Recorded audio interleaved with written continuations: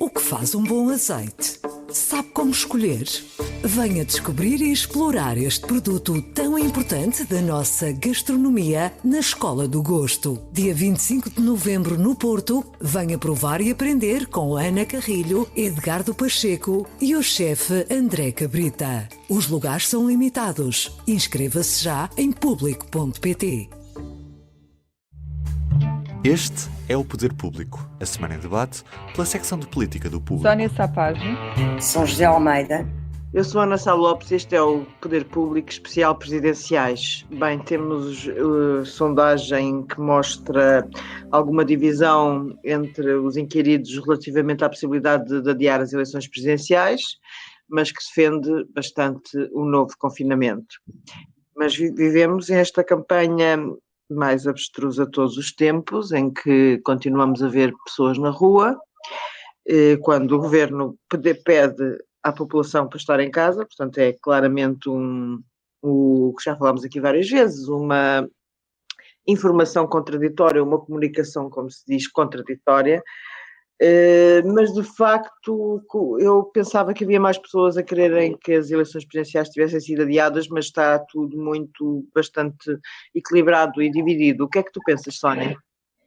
Olha, para quem não viu a sondagem, de facto convém explicar aqui que estão divididos, significa que 28% discordam do adiamento das eleições e 27% concordam com esse adiamento. Portanto, é praticamente a mesma coisa, sendo que 19% discordam totalmente do adiamento e 19% concordam totalmente. Portanto, as pessoas estão mesmo divididas, umas pensam que sim, que devia ter havido adiamento, outras pensam que não. Eu acho que isto combinado com outra informação da sondagem, que é o relativo ao fecho das escolas, e que nesse caso já a maior parte das pessoas concorda totalmente que elas deviam encerrar, mostra que os portugueses ao longo dos tempos também podem ir evoluindo um bocadinho na sua posição. E se inicialmente nós tínhamos a maior parte dos portugueses a defender que as escolas deviam ser mantidas abertas, agora começa a haver um movimento de fundo também a pedir petições, associações, grupos políticos, até candidatas. Ontem a Ana Gomes falou sobre o assunto, ela que era contra o encerramento das escolas, agora já é a favor. O Primeiro-Ministro também falou sobre isso no Parlamento ontem, disse que se a variante inglesa se tornar dominante, ele pondera fechar as escolas. Portanto, eu acho que há temas que ao longo dos tempos vão ganhando vida e importância. O das eleições já houve um momento em que se falava muito nisso, agora é a questão das escolas, mas o que isto demonstra é que, de facto, esta campanha é totalmente marcada pela pandemia. Nós não temos volta a dar, não há momento nenhum em que um assunto relacionado com a Covid não seja levado para a campanha e não leve os candidatos a falarem sobre isso. Nota-se muito mais, por exemplo, no candidato Marcelo Rebelo de Sousa, porque às vezes quando chega a um sítio é presidente e quando sai, entra como presidente, a falar como presidente e sai como candidato. Ontem aconteceu isso, entrou como presidente, já não me recordo se foi à entrada ou se foi à saída, mas penso que entrou como presidente a anunciar que haveria uma reunião do Infarmed na próxima terça-feira e que uma das questões debatidas seria precisamente a das escolas. E depois saiu como candidato a falar da bazuca europeia e de outras questões. Portanto, é mesmo a campanha da Covid e não vai haver maneira de fugir a isso. Os temas políticos estão completamente laterais em relação a isso. É isso. São José Almeida, de facto, o governo não queria fechar as escolas, à semelhança do que se passa, por exemplo, em França, em que as escolas se mantêm abertas, mas contrariamente ao que se passa na Alemanha, e a Espanha, enfim, depende de região para região, porque são as autoridades regionais que determinam. Tu achas que o fecho das escolas pode estar iminente? Depois de ouvir o Primeiro-Ministro ontem falar da ideia da variante inglesa, eu fiquei com a ideia de que podia mesmo estar iminente. Na Alemanha estão fechadas até desde novembro. Eu verifiquei isso hoje.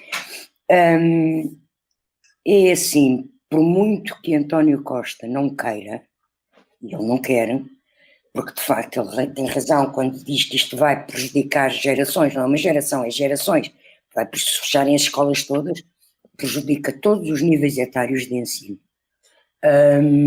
No que diz respeito à aprendizagem, eu acho que neste momento torna-se de facto inevitável. Não é o vírus da gripe inglesa ou australiana ou seja o que for. Penso eu acho que o descontrole da contaminação da pandemia é tal neste momento na sociedade portuguesa que isto tem que ser mesmo travado a fundo para que daqui a um mês os números possam começar a ter alguma contenção. Não é ficarem normais daqui a um mês, isto vai levar meses a resolver. Mas penso que vai haver um período grande, 3 semanas, um mês, de travagem a fundo, e travagem essa que inclui o fecho das escolas. Até porque neste momento a pressão social que existe para que as escolas fechem é grande. Porque quem vai à rua, eu fui hoje muito cedo à mercearia, mas eu continuo a ver movimento na zona onde moro. Evidente não é o mesmo movimento da semana passada, mas continuo a ver movimento. Não é pais com crianças, eu moro ao pé de uma escola primária, moro ao pé de 3 liceus e não vejo mais jovens, pelo contrário, nem vejo mais pais com crianças, pelo contrário. Eu vejo pessoas normais que estão a deslocar-se para trabalho.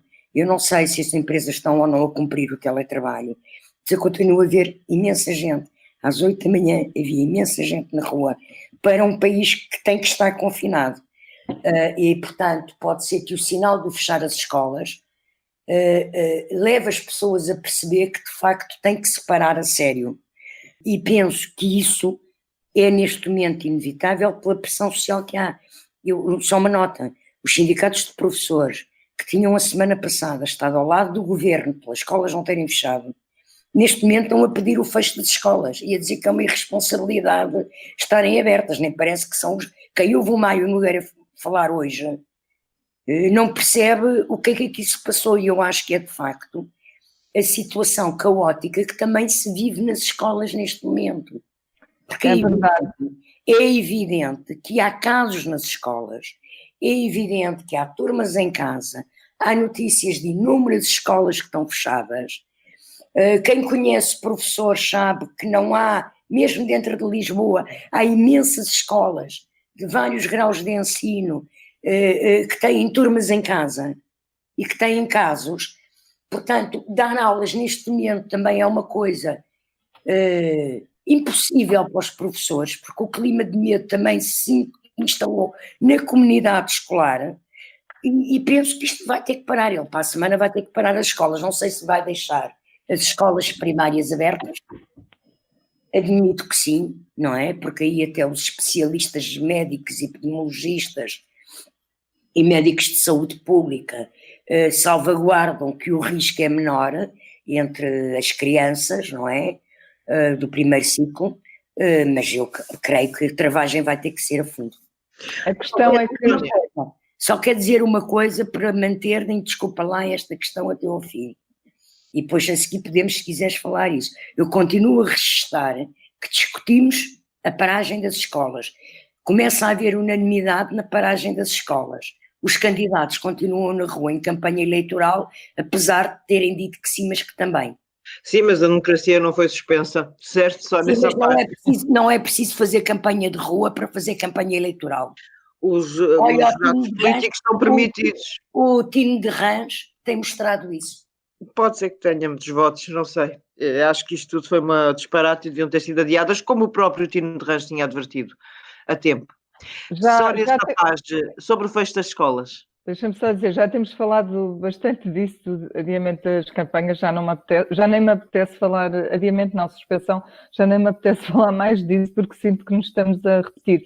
Mas em relação ao fecho das escolas, o que eu queria dizer também na intervenção anterior, que a São José acaba de repescar, é que de facto há uma evolução na sociedade.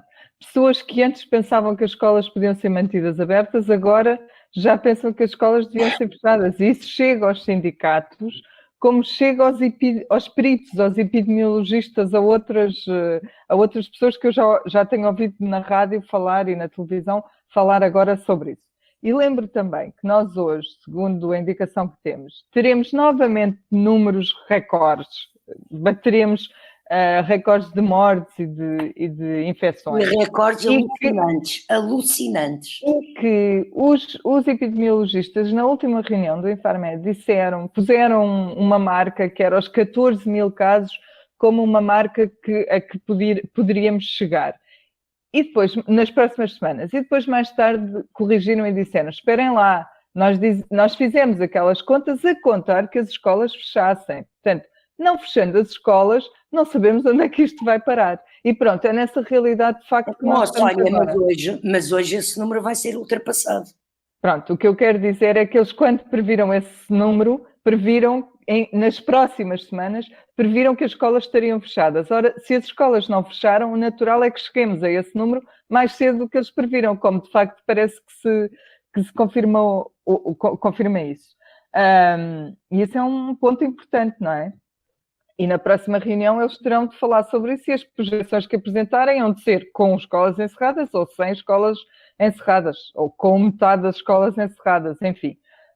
Agora, o que eu não sei também daquela intervenção de ontem do Presidente da República, quando ele marca a reunião do Infarmed, ou quando eu acho que ela é marcada pelo Governo, mas quando ele informa que a reunião se realiza na terça-feira, o que eu não percebo é se ele, que sabe ler tão bem o que passa pela cabeça dos portugueses, isso é inegável, se ele não estaria já a fazer uma forma de pressão ao Governo, como quem diz, eu, por mim, quero debater este assunto, e ele não o disse, mas quero fechar as escolas, porque ele disse, se calhar isto é o ponto que falta para criar alarme, para as pessoas perceberem o que se está a passar. E o que ele deu a entender é, mesmo que não seja uma questão consensual ou científica, deve ser um sinal político, o sinal político que falta, disse ele. Portanto, para mim aquilo acaba por funcionar como pressão sobre o Governo. Ias dizer alguma coisa, Ana? Concordas? Não, concordo inteiramente contigo. Acho que, de facto, o Marcelo foi o primeiro a fazer a pressão sobre o Governo, o primeiro político, dos políticos, para que se feche as escolas, que aquilo, por mais embrulho que ele tenha feito, como tu explicaste, obviamente que ele defende o fecho das escolas. Claro, aquilo era claramente uma pressão, e de tal forma que a seguir o Primeiro-Ministro no Parlamento acaba por responder. Exatamente. Isso mas quando fala do assunto e da estripa inglesa, que também pode ser agora uma desculpa como outra qualquer, acaba por responder ao Presidente, não é? Mas também deixa-me dizer aqui que mesmo ele falou e marcou a reunião e deu indicações de que isto aconteceria depois das eleições. Pois. Como é que vocês interpretam isto, do depois das eleições? O que é que queres dizer com isso? Porque não antes? Porque se a situação é tão dramática como nós sabemos, e já não estamos a falar do tempo em que estávamos cheios de medo e tínhamos 500 infectados por dia, estamos numa situação absolutamente dramática em termos de mortos e em termos de infectados, e porquê é que vamos esperar pelas eleições para tomar medidas radicais? Para manter a campanha a rolar na estrada, para dizeres, a campanha está a funcionar, mas as escolas também, há exceções. Não é? Se as escolas estiverem fechadas, a única exceção é a campanha e torna-se um bocadinho, enfim, já não é bom, mas pior. Concordas com a Sónia, São José? Eu concordo e acho que até vou um bocadinho mais longe. Eu penso, eu não quero dizer que a folga do Natal foi por razões eleitoralistas, acredito que não.